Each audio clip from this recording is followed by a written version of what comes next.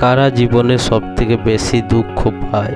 হ্যাঁ, আপনি জানেন কি কারা জীবনে সবথেকে বেশি দুঃখ পায়?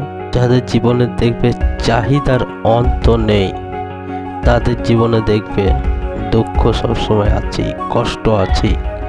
কারণ এই চাহিদাই কষ্ট ডেকে নিয়ে আসে। ঠাকুর, এই চাকরিটা পাইয়ে দিলে খুব ভালো হয় ঠাকুর, এই চাকরিটা যেন আমি পেয়ে যাই ঠাকুর, কি বলেন না? চাকরি পেয়ে যাওয়ার পরে একটি বাড়ি হলে ভালো হয় ঠাকুর, বাড়িও হলো, চাকরি তো পাওয়া হলোই, বাড়িও হলো। বাড়ি হয়ে যাওয়ার পরে এবার গাড়ি নিতে ইচ্ছা করছে মনে মনে, গাড়ি নেওয়া হলো, গাড়ি নেওয়ার পরে এবার নারী এলো, এটাও পেয়ে গেল। এই চাহিদার অন্ত না থাকলে জীবনে দুঃখ কষ্ট তো থাকবেই, এগুলো স্বাভাবিক জিনিস। এই যে ক্রমাগত চাহিদা, এইগুলোই কিন্তু আমাদের জীবনের মধ্যে দুঃখকে লালিত পালিত করে। দুঃখ যাবে না, এত জীবনের জন্য চাহিদা। আপনার জীবনে একটু শান্তি চাই, জীবনে বেঁচে থাকার মতো শুধু খোরাকটুকু চাই। জীবনের চাহিদা যত ন্যূনতম হবে তত জীবনের সুখ ঝরে পড়বে। কারণ তারপরে যেটা পাচ্ছে না সে, তারপরে সেটা হচ্ছে এক্সট্রা পাওয়া হচ্ছে তার।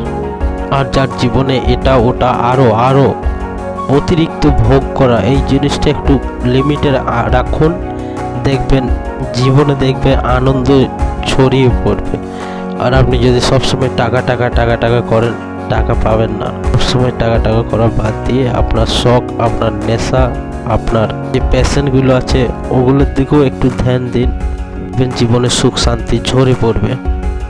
আপনার শখ, আপনার নেশা এবং পেশা, এইসবের দিকেও একটু ধ্যান দেন, দেখবেন সব কিছু চলে আসবে।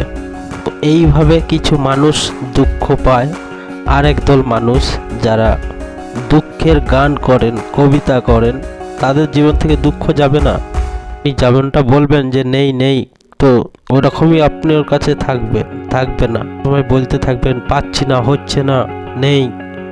নেগেটিভ চিন্তাধারা করলে নেগেটিভিটির স্বাদ পাবেন। আপনি আনন্দের কথা মনে মনে চিন্তা করুন, আপনি আনন্দ পাবেন। আপনি দুঃখের কথা চিন্তা করলে মনে মনে দুঃখই পাবেন।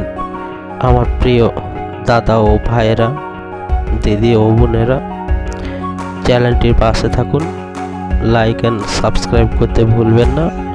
আজকের ভিডিওটি এখানেই শেষ করছি, কথা হবে পরবর্তী ভিডিওতে।